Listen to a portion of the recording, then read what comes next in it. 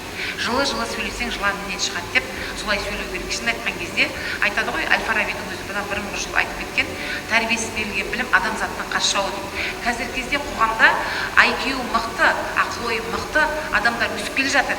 Бірақ тәрбиесі жоқ, эмоциональды интеллектісі жоқ, адамдар төмен.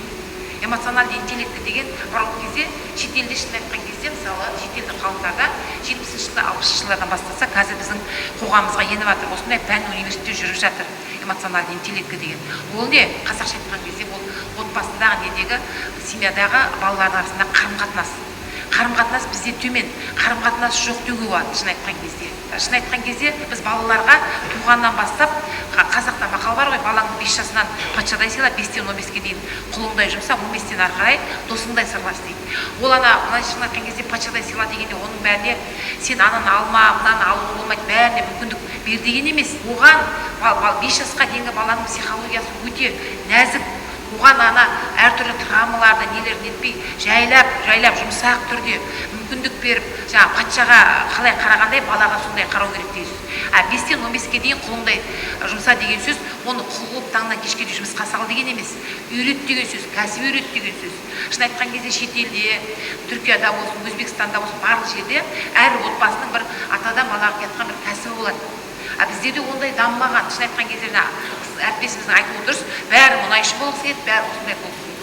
Шын айтқан кезде егер адамдардың бәрі мұнайшы болып кетсе, кім етік тігеді, кім сағат жөндейді, кім тоңаш жөндейді, кім машина жөндейді деген сияқты да.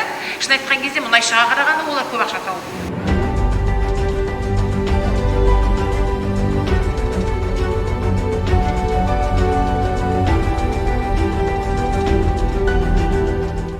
Ата-аналармен жиналыс жасаймыз, мысалы, байланысқа шықсақ, бізде ең бірінші көбісі тек аналар шығады.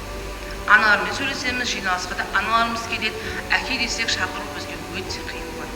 Бәрі жұмыс басты, түсінемін, бірақ содан мен ойлаймын, әке болғасын балаң үшін 1 сағаттық болсын, 2 сағаттық болсын бөлу керек деп ойлаймын. Яғни күнімен бұл жұмыста боласыз, бірақ кешке келген кезде де әріптестерім айтып өткендей, шай ішіп, тамақтың барысында оқығанда просто хал жағдайымызды сұрасақ та, оның өзі де бір балаға деген өте бір мейірі жоғары келеді.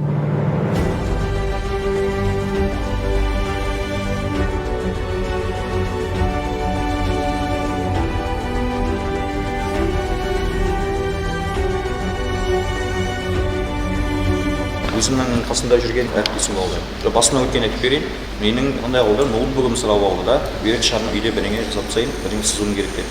Қарашы дедім, сенгеннен бердім оған, бірақ ол деген сол күні түнде машам арман ренжімеш, не істесең де өзің біл. Мен сенің ноутбугыңды ломбардқа қойып сақ беріп қойып.